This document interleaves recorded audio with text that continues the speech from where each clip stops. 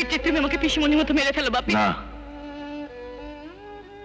তোকে আমি মারবো না, মারবো অরিন্দমকে।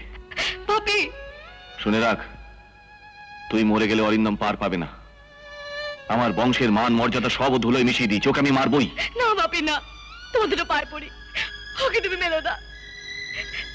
তুমি যা বলবে আমি তাই করব।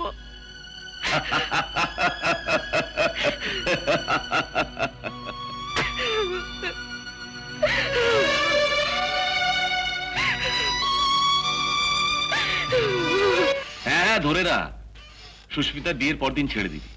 হ্যাঁ বাকিটা আমি বুঝে নেব। সুস্মিতার বিয়েতে আসছিস তো? হ্যাঁ যাব। তোর মেয়ের বিয়ে আমি যাব না?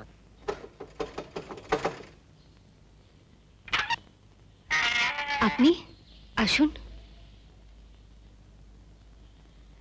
দেখুন না, 4 দিন ধরে ছেলেটা বাড়িই আসেনি। হ্যাঁ, ছেলের পাখনা গজিয়েছে। মানে? শুনুন, আজ সুস্মিতার বিয়ে, কাল আপনার গুণবান চরিত্রবান সুপুত্র জেল থেকে ছাড়া পাবে। জেল? কেন? সে কি করেছে? দেখুন, অত বাজে কথার উত্তর দেবার সময় আমার নেই।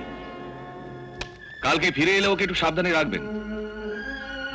বিধবা মা যদি পুত্রহারা না হতে চান, তাহলে ছেলেকে একটু শাসন করুন। দেখছেন তো, এরা আবার ওই মুরগি কাটতে ভালোবাসে।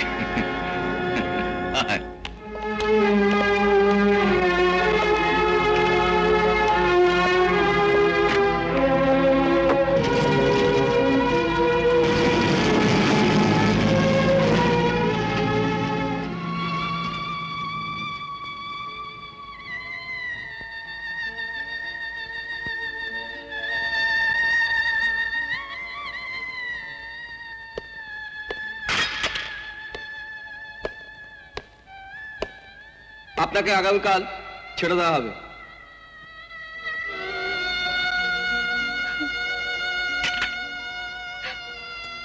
না গো দিদি, কোথাও দাদাকে খুঁজে পেলাম না। জমানো টাকা দিয়ে মা কালীকে পুজো দিলাম, তাও দাদার দেখা পেলাম না। নন্দু, তুই এখান থেকে চলে যা। তোর দাদা আর কখনোই আসবে না। কেন আসবে না? তুমিই তো বলেছিলে দাদা টোপর পরে তোমাকে বিয়ে করতে আসবে। দাদার মা খালি কাঁদে। কেন বলেছিলে বলো বলো? নন্দু, আমি পারবো না রে, তোর কথার উত্তর দিতে আমি পারবো না। তুই চলে যা, চলে যা এখান থেকে। বেশ, চলে যাচ্ছি। বাড়ির বাইরে গিয়ে দাঁড়িয়ে থাকবো, দেখি দাদা আসে কিনা।